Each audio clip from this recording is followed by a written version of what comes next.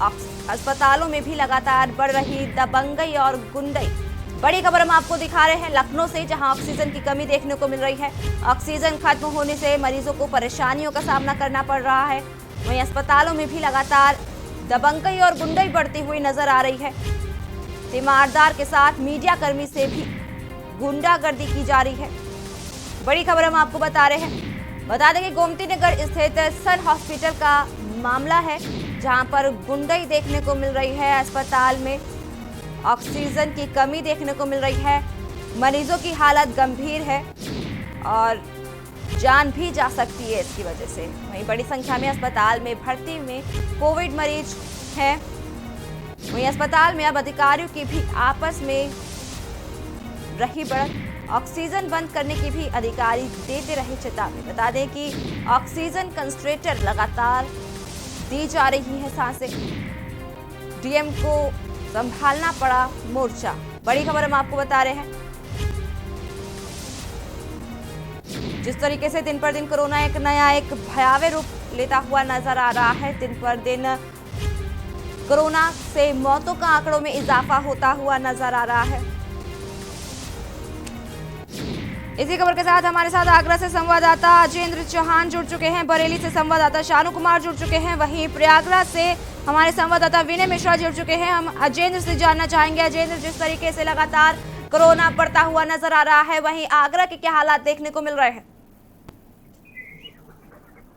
देखिए, आगरा की अगर हम बात करते हैं तो जिस तरह से अगर एक को ले लिया जाता है तो आंकड़े 600, 700 और 800 को भी आंकड़े को पार कर चुका था। जैसे कि 3 दिन पहले ये जो कोरोना मरीजों की पॉजिटिव होने की संख्या में 893 एक दिन में मामले आए थे, तो कहीं ना कहीं एक डर की बात थी।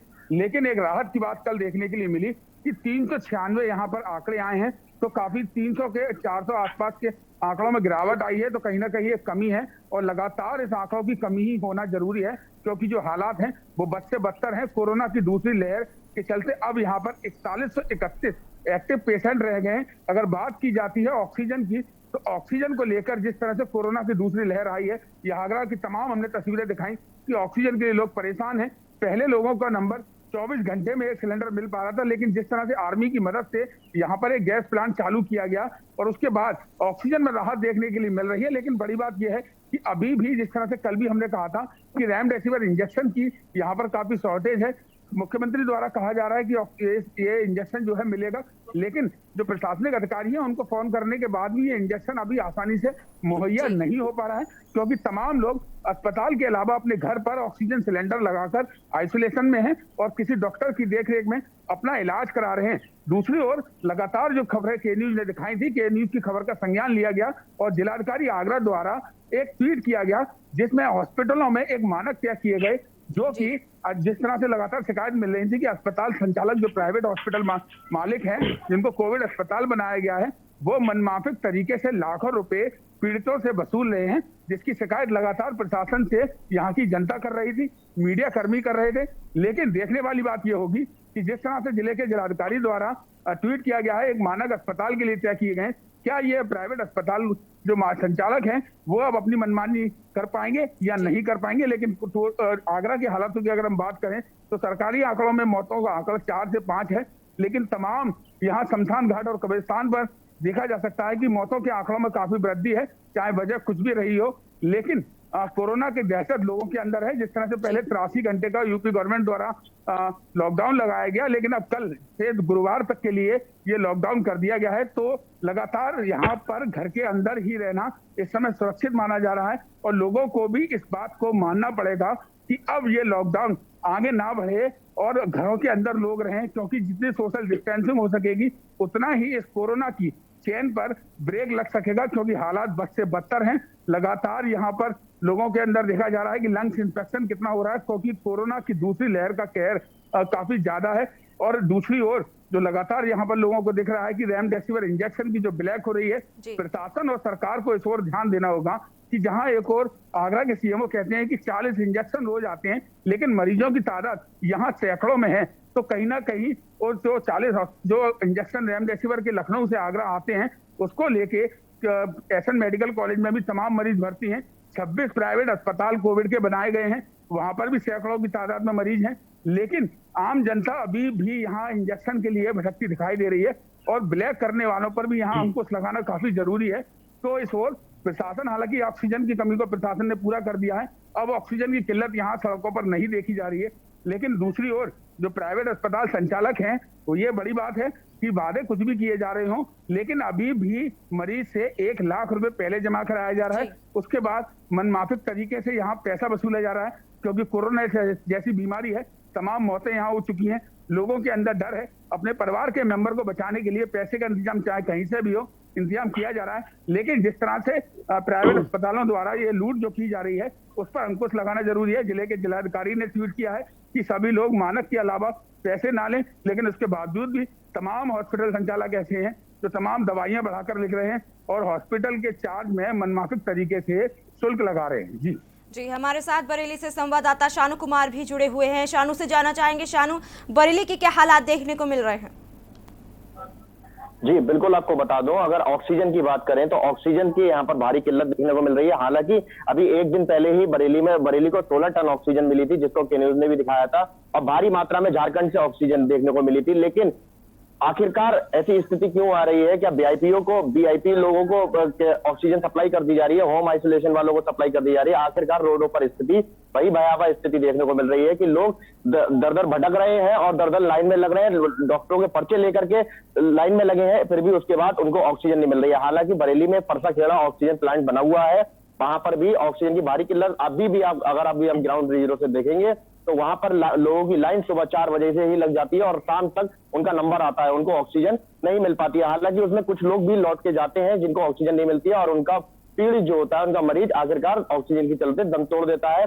लेकिन कोरोना की बात करें तो कोरोना 3 दिवसीय लॉकडाउन के बाद अब जो 2 दिन का लॉकडाउन बढ़ाया गया, उसका कारण एक बहुत जरूरी भी है कि लॉकडाउन बढ़ाना सही भी समझा गया है और बरेली में इसका असर भी देखने को मिल रहा है। हालांकि 3 दिन से लॉकडाउन लगा हुआ है, रोजाना अभी तक जो बरेली के आंकड़े देखने को मिल रहे थे वो 1200, 1300, 1400 के पार देखने को मिल रहे थे, रोजाना संक्रमित 1400 आ रहे थे। लेकिन अब कहीं ना कहीं 2 दिन से इसमें राहत देखने को मिली है, जिससे कोरोना पर अंकुश लगता हुआ नजर आया है। कल ही 542 कोरोना पेशेंट मिले थे और परसों की बात करें तो एक दिन पहले की बात करें तो उस दिन 465 संक्रमित देखने को मिले थे, जो कि अब तक 1000-1500 के पार आ रहे थे। तो कहीं ना कहीं बरेली में लॉकडाउन का असर देखने को मिल रहा है। जी शानू, हम आपसे जानना चाहेंगे, जिस तरीके से आपने अभी बताया हमें कि वीआईपी लोगों को ट्रीटमेंट दिया जा रहा है, ऑक्सीजन दी जा रही है, क्या सिर्फ वीआईपी लोगों को ही उनकी जान की परवाह है? क्योंकि आम जनता भी जीवन बहुत ज़रूरी है, सिर्फ वीआईपी एक मात्र वो नहीं है कि सिर्फ अस्पताल प्रशासन सिर्फ वीआईपी लोगों को ही ट्रीटमेंट दे रहा है, जबकि अस्पतालों के लिए भगवान जो है, लोग भगवानों को, डॉक्टर को भगवान मानते हैं, लेकिन अगर अस्पताल में ही डॉक्टर्स ही भेदभाव करेंगे तो कैसे चलेगा? क्या इस पर जानकारी है, क्यों ऐसा किया जा रहा है भेदभाव लोगों के साथ? चाहूंगा लगातार कोरोना पेशेंटों के लिए अब हॉस्पिटल से, जैसे कि प्राइवेट हॉस्पिटल है, वहां से प्रिस्क्रिप्शन दे दिया जाता है कि इनको नीडेड ऑक्सीजन नीडेड की जरूरत है, लेकिन वो पेशेंट खुद ही ऑक्सीजन प्लांट पर जाता है और ऑक्सीजन वहां पर नहीं मिल पाती है। हालांकि जो सोर्स वाले लोग हैं, जिनकी ऊपर तक पहुंच है, सीएमओ से पहुंच है और आखिरकार जिला अधिकारी और काफी बड़े अधिकारियों से जिनकी पहुंच है, उनको ऑक्सीजन मिलने में बहुत आसानी रहती है। वो अपनी प्राइवेट कार से जाते हैं और ऑक्सीजन ले आते हैं और वो होम आइसोलेट जो उनका पीड़ित है, जो उनका मरीज है, उसको ऑक्सीजन देते हैं और वो राहत के साथ लेता हुआ नजर आता है। मगर आम आदमी की बात करें, जो आम जनमानस है, उनको कहीं ना कहीं परेशानी देखनी मिल रही है। परेशानी क्या, उसमें उनको अपने पीड़ित को खोना भी पड़ रहा है, जो उनका मरीज है उसको खोना पड़ रहा है। आप 300 बेड हॉस्पिटल की बात करें, यहाँ पर ताजा मामला कल ही का है, जहां पर एक पीड़ित ने इतना वो आखिरकार तंग हो गया था, उसने डॉक्टर पर हाथ भी छोड़ दिया था। एक नर्स पर उसने गुस्से में आकर के, आखिरकार वो गुस्सा इसलिए हुआ था कि उसको 10 घंटे से लगातार लाइन में लगा हुआ था, उसको बीते 10 घंटे हो गए थे और उसको ऑक्सीजन नहीं मिल रही थी और उसका पीड़ित आखिरकार आखिरी सांसें ले रहा था। लेकिन कहीं ना कहीं वो नर्सें भी और स्टाफ प्रशासन भी, जो अस्पताल प्रशासन है, वो कहीं ना कहीं आम जनमानस को पागल समझता है और उसको कहीं ना कहीं उसको घुमा करके रख देता है। आखिरकार उनका पीड़ित जो है मौत की सांसें ले ही लेता है। लेकिन कहीं ना कहीं जो आपने अभी मैंने बताया आपको कि वीआईपी को ऑक्सीजन मिल जा रही है, वो बात एकदम सत्यता है और जिसको अधिकारियों को भी संज्ञान में है। जी, जिस तरीके से लगातार कोरोना के बीच इस तरह की हरकत देखने को मिल रही है, स्वास्थ्य विभाग में, अस्पतालों में लापरवाही देखने को मिल रही है, इसी पर हमारे साथ प्रयागराज से विनय मिश्रा भी मौजूद है। विनय से जानना चाहेंगे, विनय, क्या हालात देखने को मिल रहे हैं प्रयागराज में? जी, अगर हम ऑक्सीजन की बात करें तो ये प्रयागराज में बराबर किल्लत यहाँ मची हुई है। और कल की डेट में अभी धूमनगंज पुलिस ने जो है 3 जो ब्लैक कर रहे थे, ऑक्सीजन चोरी कर रहे थे, ब्लैक करके बेच रहे थे, उनको जो है गिरफ्तार किया है। और यहाँ पे जो है ब्लैक वाला ऑक्सीजन का काम लगातार चल रहा है और कालाबाजारी जारी है ऑक्सीजन को लेकर के, जिससे कि आम जनमानस तक ऑक्सीजन नहीं पहुंच पा रहा है, जिससे कि यहाँ लगातार किल्लत मची हुई है। और रही बात मौत की आंकड़ों की, तो यहाँ पे मौत के आंकड़े लगातार जो है बढ़ते चले जा रहे हैं। और डिस्चार्ज जो मरीज वहाँ भर्ती है, वहाँ पे जो है मरीजों की संख्या में भी जो है इजाफा हो रहा है। और जो ठीक होके भी मरीज जा रहे हैं, ज्यादातर मरीज ठीक होके जा रहे हैं। जी, जिस तरीके से लगातार सामने खबर आ रही है कि अस्पतालों में व्यवस्थाएं ठीक से नहीं मिल पा रही है, जबकि सरकार दावे करती हुई नजर आ रही है। हमारे साथ अजेंद्र है, अजेंद्र से जानना चाहेंगे। अजेंद्र, जिस तरीके से सरकार दावे करती हुई नजर आ रही है, प्रशासन दावे करते हुए नजर आ रहा है कि हम ट्रीटमेंट सही देंगे, मरीजों को कोई दिक्कतों का सामना नहीं करना पड़ेगा, कहीं ना कहीं यहाँ पर लापरवाही बरती जा रही है, क्यों ये दावे सारे फेल होते हुए नजर आ रहे हैं? बिल्कुल, अगर दावों की बात की जाए तो सरकार जिस तरह से दावे कर रही है, प्रशासन जिस तरह से दावे कर रहा है, लेकिन वो दावे यहाँ पूरी तरह से ठीक होते दिखाई नहीं दे रहे हैं। तमाम तस्वीरें ऐसी देखी गई हैं आगरा की कि जहां ऑटो में मरीज पड़ा हुआ है, एम्बुलेंस नहीं है, लेकिन उसको अंदर एडमिट नहीं किया जा रहा है, क्योंकि यहाँ पर अगर निजी अस्पताल, जो सरकारी अस्पताल हैं, जो एसएन मेडिकल कॉलेज में कोविड अस्पताल बनाए गए, वहां पर गिनती के ही वहां बेड हैं, लेकिन वहां पर हर एक व्यक्ति एडमिट नहीं हो पा रहा है। जिस तरह से सूबे के मुखिया द्वारा कहा गया कि कोई भी प्राइवेट अस्पताल किसी भी गरीब व्यक्ति को इलाज से वंचित नहीं रहने देगा, उसको एडमिट किया जाएगा, लेकिन जमीनी हकीकत में यह बिल्कुल गलत है, क्योंकि प्राइवेट अस्पतालों में पहली बात तो बेड ही नहीं है। अगर वहां पर कोई गरीब व्यक्ति जाता है और उसकी हालत देखकर अगर एडमिट करने की बात कही जाती है तो साफ मना कर दिया जाता है कि यहाँ पर बेड खाली नहीं है। 26 प्राइवेट अस्पताल ऐसे हैं जिनमें की कोविड का इलाज किया जा रहा है, जिनको कोविड हॉस्पिटल घोषित किया गया है। इससे पहले ये संख्या 47 थी, 21 अस्पतालों को घटा दिया गया और उसके बाद इनके जो 26 अस्पताल किए गए उनमें बेडों की संख्या बढ़ा दी गई। लेकिन जमीनी हकीकत में ये बिल्कुल सत्य है कि यहाँ पर वही व्यक्ति एडमिट हो पा रहा है जो भरपूर यहाँ पर हॉस्पिटल मालिकों को पैसे दे पा रहा है, क्योंकि यहाँ की फीस 1 से 2 लाख रुपए एडवांस है, उसके बाद ही मरीज भर्ती अंदर होता है।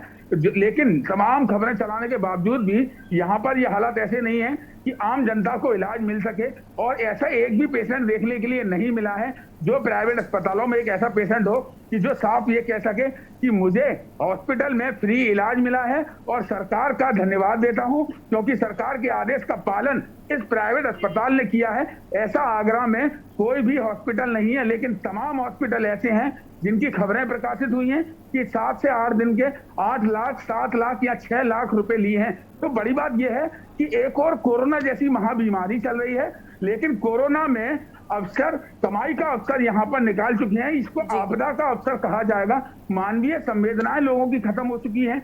और आम जनता की अगर हम बात कर लेते हैं तो कोरोना ने अपनों से अपनों का नाता तोड़ दिया है। 2 दिन पहले एक आगरा में ऐसी तस्वीर देखने को मिली जहां एक बुजुर्ग महिला को उसके परिवार के उसके बच्चे घर के अंदर बाहर से ताला लगाकर चले गए, और जब उस बच्चे के दूसरे रिश्तेदारों को मालूम पड़ा तो पुलिस बुलाई गई, पुलिस से ताला तोड़वाया गया और वो महिला बुजुर्ग अकेली थी, काफी रो पड़ी।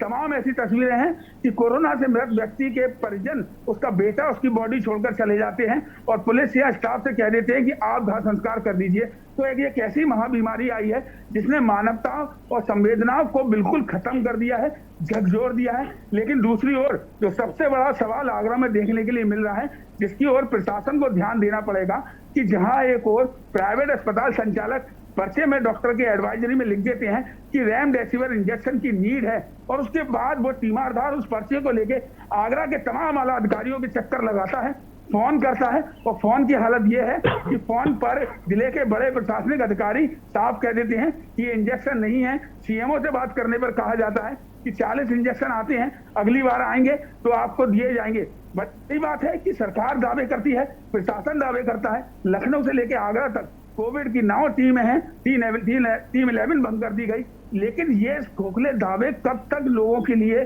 भारी पड़ सकते हैं, क्योंकि आम जनता को आज जरूरत है सरकार की, प्रशासन के सहयोग की। लेकिन यहाँ पर जिस तरह से निजी अस्पताल अपनी मनमानी कर रहे हैं, हालांकि प्रशासनिक अधिकारी साफ तौर से निर्देशित कर चुके हैं कि कोई भी अस्पताल अब मानक के अलावा पैसे नहीं ले पाएगा। लेकिन ये बात कितनी अमल ये प्राइवेट अस्पताल करते हैं, जनता को ऑक्सीजन से राहत मिली है ये बिल्कुल तय है, क्योंकि पहले 24 घंटे में नंबर आता था, अब ये नंबर 2 से 3 घंटे में आ जाता है, तो कहीं ना कहीं राहत है। क्योंकि आगरा में 26 अस्पताल और एसएन मेडिकल कॉलेज के कोविड अस्पताल की बात अगर हम बात करें तो तमाम सड़कों पर स्कूटर, कार या ऑटो में ऑक्सीजन सिलेंडर लेकर जाते हुए लोग सड़कों पर डेली दिखाई देते हैं और उनको राहत कहा जा रहा है। लोगों ने ऑक्सीजन प्लांट पर केन्यूज की टीम से भी कहा कि पहले से हमें राहत है, क्योंकि 24 घंटे में लेके अगर 3 घंटे में भी नंबर आ रहा है तो कहीं ना कहीं हम अपने मरीज को बचा पा रहे हैं। लेकिन एक समस्या लगातार देखने के लिए मिल रही है कि रेमडेसिविर इंजेक्शन आज भी लोगों को प्रोवाइड नहीं हो पा रहा है। प्रशासन के अधिकारी इस ओर ध्यान देना होगा उनको कि जहां कोविड अस्पताल बनाए गए। जी अजेंद्र, आपसे और भी जानकारी लेके हमारे साथ शानू हैं। शानू से जानना चाहेंगे, शानू, जिस तरीके से इस समय कोरोना काल के बीच जो मौतों का आंकड़ा बढ़ता हुआ नजर आ रहा है, इस समय दुआ के साथ साथ दवा की भी बहुत ज्यादा जरूरत है लोगों को, लेकिन इस समय लोग डॉक्टर्स हाथ खड़े करते हुए नजर आ रहे हैं, लापरवाही लगातार बढ़ती हुई नजर आ रही है, लोगों को रेमडेसिविर इंजेक्शन नहीं मिल रहा है, ऑक्सीजन ठीक तरीके से नहीं मिल पा रही है। क्या कुछ कहना है, क्या जानकारी है वहां के अस्पताल, क्या कुछ प्रशासन क्यों सो रहा है, क्या कुछ कार्यवाही की जा रही है इसको लेकर? देखिए, बिल्कुल लापरवाही की अगर बात करें तो लापरवाही बरेली में बिल्कुल अभी तक शुरू से लेकर अभी तक चरम पर है और चरम पर ही आने वाले समय में रहेगी, क्योंकि यहाँ का जिला प्रशासन और स्वास्थ्य प्रशासन बिल्कुल ही मौन बना बैठा। बात करें रेमडेसिविर इंजेक्शन की, जिसको नीड होती है, और हमारे अभी जैसे सहयोगी ने बताया, आगरा से सहयोगी ने बताया कि पीड़ित के लिए लिख दिया जाता है डॉक्टर की तरफ से कि नीडेड रेमडेसिविर या नीडेड ऑक्सीजन, तो वो बीमार पर के जगह जगह भटकता है, जगह जगह मेडिकलों पर जाता है, जगह जगह आला अधिकारी शोर से लगवाता है कि किसी का फोन लग जाए। लेकिन हालांकि बात करें बरेली के 300 बेड कोविड हॉस्पिटल की, तो यहाँ के सीएमएस स्टाफ का तो फोन ही हमेशा बंद रहता है। 24 घंटे आज चौथा दिन बीतता जा रहा है जिससे सीएमएस का फोन अभी तक ऑन नहीं हुआ है। एक बड़ी लापरवाही, सीएमएस को 300 बेड की कोविड की हॉस्पिटल की जिम्मेदारी जिम्मेदारी दी गई थी पिछले लास्ट ईयर 2020 की बात करें तो 300 बेड कोविड हॉस्पिटल बनाया गया था, जिसमें उनको जिम्मेदारी सौंपी गई थी डॉक्टर वागीश वैश्य को। लेकिन आज की तारीख का 2 दिन है जिसमें उनका आज चौथा दिन पूरा बीतने जा रहा है, जिनका फोन ऑन नहीं हुआ है। लोग तड़पते रहते हैं, तीमारदार परेशान रहते हैं, तीमारदार भटकते रहते हैं, जिसके जिला प्रशासन भी सूद नहीं लेता। बात करें कंट्रोल की, कोविड कंट्रोल रूम बनाया गया है बरेली में, जिला प्रशासन का कोविड कंट्रोल रूम बनाया गया है, जिसमें अपना तीमारदार जो भी पीड़ित को परेशाानी है वो उसमें सूचित कर सकता है, उसका हल किया जाएगा। लेकिन हल की बात करें तो कोविड कंट्रोल रूम का फोन ही नहीं उठता, लगातार फोन प्रयास करते हैं। काफी शिकायतें के न्यूज पर भी आती है और के न्यूज ने काफी तस्वीरें भी दिखाई हैं जो कि बहुत ही भारी भयावह स्थिति देखने वाली थी। कोविड कंट्रोल रूम को कॉल की जाती है लेकिन वहां से कोई भी संपर्क नहीं होता। जी शानू, यही सवाल है कि आखिर क्यों फोन नहीं उठा रहे हैं, क्योंकि इस समय लोगों को काफी ज्यादा जरूरत है इसकी, लेकिन फिर भी फोन नहीं उठा रहे हैं। क्या लापरवाही देखने को मिल रही है? क्यों सरकार और प्रशासन दोनों सो रहा है? स्वास्थ्य विभाग क्यों सो रहा है इस कोरोना काल के बीच? जी बिल्कुल, वही बड़ा सवाल कि फोन आखिर क्यों नहीं उठा रहा है सीएम। हमने इस शिकायत के लिए हमारे साथ काफी तीमारदार भी मौजूद थे, उसमें तीमारदारों ने जिला प्रशासन जिला अधिकारी नीतीश कुमार को शिकायत भी की थी, लेकिन उनका 1 घंटे के लिए फोन खोला गया था, लेकिन 1 घंटे के बाद आज भी 4 दिन बीते जा रहे हैं, फोन ऑन नहीं है। कहीं ना कहीं बड़ी लापरवाही देखने को मिल रही है, जिसको लिए उसको काफी तस्वीरें हमने बरेली की के न्यूज के माध्यम से दिखाई है। बड़ी लापरवाही जिसका संज्ञान भी लिया गया है, लेकिन उसके बाद 2 दिन के बाद फिर वही कंडीशन सामने नजर आती है। तो एक बड़ी लापरवाही जिसको सरकार के दावों को नकारा करती हुई साबित हो रही है। जी विनय, हम आपसे जानना चाहेंगे, जिस तरीके से इस समय ऑक्सीजन की काफी ज्यादा किल्लत देखने को मिल रही है, परिजन जो है मरीजों के दर दर भटक रहे हैं ऑक्सीजन मिलने के लिए, वहीं मौतों का आंकड़ा भी ऑक्सीजन के चलते बढ़ रहा है, क्या देखने को मिल रहा है? ऑक्सीजन पर्याप्त मात्रा में प्रयागराज में देखी जा रही है या नहीं, या फिर बाहर से मंगवाई जा रही है? तो कितनी क्या जानकारी है आपके पास इसको लेकर? जी हम आपको बता दें कि जो है प्रयागराज में ये कालाबाजारी जो है रुकने का नाम नहीं ले रही है। प्रशासन लाख प्रयास कर रही है लेकिन जो है फेल हो रही है, अपने सिस्टम में जो है कालाबाजारी नहीं रोक पा रही है, जिसके कारण जो है कल जो है प्रयागराज पुलिस ने धरपकड़ करी है, जो है 3 लोगों को गिरफ्तार भी किया है इसके लिए।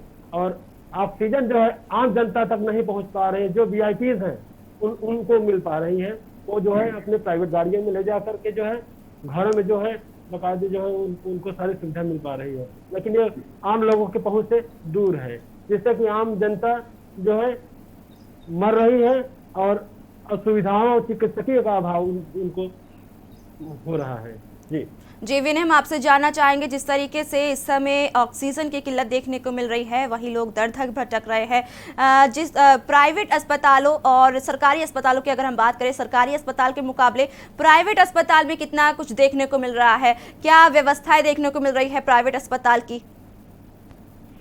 जी, प्राइवेट अस्पतालों में जो है कि जिनकी पहुंच है, पकड़ है, वो एडमिट हो रहे हैं। जिनकी पकड़ नहीं, जो पैसे नहीं है जिनके पास, वो है अस्पतालों में उनकी एंट्री नहीं हो पा रही है, वो बाहर ही जो है दम तोड़ दे रहे हैं। पैसे के अभाव के कारण जो है उनको ना ही ऑक्सीजन की मुहैया कराई जा रही है, ना दवाइयाँ मिल पा रही है, इससे उनको असुविधा मिल रही है। जी हम अजेंद्र से जानना चाहेंगे। अजेंद्र, जिस तरीके से खबरें सामने आ रही है, हमारे संवाददाता लगातार बताते जा रहे हैं कि वीआईपी लोगों को ट्रीटमेंट मिल रहा है, क्या वहां पर भी देखने को मिल रहा है वीआईपी ट्रीटमेंट? क्योंकि जिस तरीके से इस समय जान सभी लोगों के लिए काफ़ी ज़्यादा कीमती है, सभी को अपना परिवार ज़्यादा प्रिय होता है, लेकिन इसका मतलब ये नहीं कि वीआईपी लोगों को ज़्यादा ट्रीटमेंट दिया जाए, क्योंकि भगवान सभी के लिए एक समान होते हैं और आम जनता जो है, लोग जो है डॉक्टर को ही अपना भगवान मानती है। तो क्या कुछ जानकारी है आपके पास, क्या कुछ देखने को मिल रहा है आगरा में? क्या वहाँ पर भी आगरा के अस्पतालों में भी ऐसा कुछ देखने को मिल रहा है? देखिए, आगरा में अगर हम निजी अस्पतालों की बात कर लेते हैं तो निजी अस्पतालों में आम आदमी के लिए बेड मुहैया यहाँ पर वो जो मैनेजमेंट है वो नहीं करा पा रहा है। हॉस्पिटल के अंदर, निजी अस्पतालों के अंदर उन्हीं को एडमिट हो पा रहे हैं जिनके पास एक तो भरपूर वहाँ संचालकों को पैसे देने के लिए पैसा है। आम जनता, अगर गरीब व्यक्ति की बात कर लेते हैं तो वो हॉस्पिटल में एडमिट हो ही नहीं सकता, क्योंकि हॉस्पिटल के हालात ऐसे हैं कि तमाम सैकड़ों की तादाद में यहाँ पर मरीज निकल रहे हैं और मरीजों से काफी गुना कम यहाँ पर हॉस्पिटल में बेड हैं, और बेड उन्हीं को मिल पा रहा है जिनकी कहीं ना कहीं किसी से जान पहचान है, या हॉस्पिटल मालिकों से जान पहचान है, या प्रशासनिक अधिकारियों से अगर कोई कॉल कराता है तभी बेड मिल पाएगा। लेकिन यहाँ पर निजी अस्पतालों में मनमाफिक तरीके से ही लोगों को इलाज मिल पा रहा है। वेंटिलेटर की अगर हम बात कर लेते हैं, जो मरीज जिनके लंग्स में इन्फेक्शन ज्यादा फैल जाता है, तो वेंटिलेटर अगर कोई हॉस्पिटल 100 बेड का है तो वहां पर मात्र 6 से 7 ही वेंटिलेटर हैं। अंदाजा लगाया जा सकता है कि जहां पर 7 वेंटिलेटर हैं, वहां जो बाकी के मरीज हैं उनमें अगर किसी को ऑक्सीजन लेवल जिनका काफी कम हो गया और जिसको वेंटिलेटर पे जाना पड़ेगा, तो वहां वेंटिलेटर मुहैया नहीं हो पाएगा। यही हालत अगर एसएन मेडिकल कॉलेज में बनाए हुए कोविड अस्पतालों की हम कर लेते हैं तो वहां पर प्रशासनिक अधिकारी, जो जिले के अधिकारी हैं, उनसे बात करने के बाद ही एडमिट हो सकता है बंदा। लेकिन अगर व्यक्ति कोई जाता है तो वहां पर एडमिट होना मुश्किल ही नहीं, नामुमकिन है, क्योंकि ये हालात आगरा के हैं जहां पर सैकड़ों की तादाद में डेली मरीज निकल रहे हैं। प्राइवेट अस्पतालों की मनमानी चल रही है, लेकिन अधिकतर लोग यहाँ पर अपने घरों में अपने व्यक्ति को ऑक्सीजन लगा के उसकी जिंदगी को बचाते हुए नजर आ सकते हैं, क्योंकि यहाँ पर जो हालात हैं, जिस तरह से हालात अभी तक चल रहे थे, कल 396 नए पेशेंट आए हैं। अगर 2 दिन की बात पहले की कर लेते हैं तो 893 यहाँ पर आंकड़े आए थे, जो कि पिछले साल से कई गुना ज्यादा है। पिछले से 2020-21 सितंबर को ये 148 पेशेंट थे, जिसको सबसे ज्यादा माना जा रहा था। लेकिन कल परसों 2 दिन पहले ही 893 यहाँ आंकड़े आए थे। और लगातार जो अब एक रास्ता रह गया है वो सिर्फ यही है कि लॉकडाउन जिस तरह से 83 घंटे का पहले लगाया गया, फिर गुरुवार तक के लिए लॉकडाउन कर दिया गया, जिसमें 48 घंटे और बढ़ाए गए, तो लोगों को दूर रहना ही, सोशल डिस्टेंसिंग अब एक तरीका नजर प्रशासन को आ रहा है। और आम जनता भी ये मान चुकी है कि शायद यही तरीका ठीक है कि किसी भी तरह से इस कोरोना के कहर पर ब्रेक लग सके, क्योंकि कई लोगों ने अपने घर के मेंबरों को खोया है, चाहे प्रशासन की लापरवाही मानी जाए या ऑक्सीजन की कमी मानी जाए, या अभी भी जो हालात हैं वो ऑक्सीजन से राहत आगरा में कुछ देखने के लिए मिली है, लेकिन अभी भी लोग अपने घरों पर लोगों का ही इलाज करा रहे हैं। प्राइवेट अस्पतालों की मनमानी पूरी तरीके से चरम पर है। जिले के जिलाधिकारी द्वारा कल एक ट्वीट किया गया और उसमें साफ कहा गया कि जो मानक के अनुरूप पैसे लेना तय किया गया है उतने ही पैसे लिए जाएंगे। लेकिन ये देखने वाली बात होगी, क्या ये जो प्राइवेट हॉस्पिटल के संचालक जिले के जिला अधिकारी का आदेश कितना मानते हैं और कितना नहीं, ये आम जनता बताएगी। और जिस तरह से रेमडेसिविर इंजेक्शन की यहाँ पर शॉर्टेज है। जी अजेंद्र, इस पूरी जानकारी के लिए आपका बहुत बहुत शुक्रिया। शानू कुमार, आपका भी बहुत बहुत शुक्रिया। विनय मिश्रा, आपका भी बहुत बहुत शुक्रिया इस पूरी जानकारी के लिए। जिस तरीके से इस कोरोना काल के बीच ऑक्सीजन की काफी मात्रा में दिक्कत होती हुई नजर आ रही है, स्वास्थ्य विभाग की लापरवाही नजर आ रही है, सरकार प्रशासन के सारे दावे फेल होते हुए नजर आ रहे हैं। वहीं लोगों से अपील कर रहे हैं बार बार कि घरों में रहे, सुरक्षित रहे। फिलहाल के लिए इतना ही। बाकी की तमाम खबरों को जानने के लिए आप देखते रहिए के न्यूज इंडिया।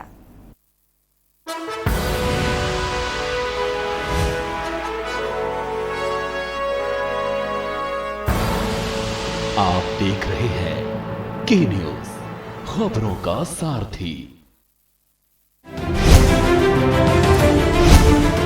यूपी सरकार के सेवा, सुशासन और विकास के 4 साल बेमिसाल हैं। गौरवशाली 4 साल साफ नीयत, सही विकास से यूपी की तस्वीर बदल चुकी है। यूपी में जो सालों से नहीं हुआ, वो योगी सरकार ने 4 सालों में कर दिखाया है। बेरोजगारी पर प्रहार, रोजगार की भरमार, 6,94,000 बेटियों को कन्या सुमंगला योजना का लाभ सिर्फ योगी सरकार में मिला है।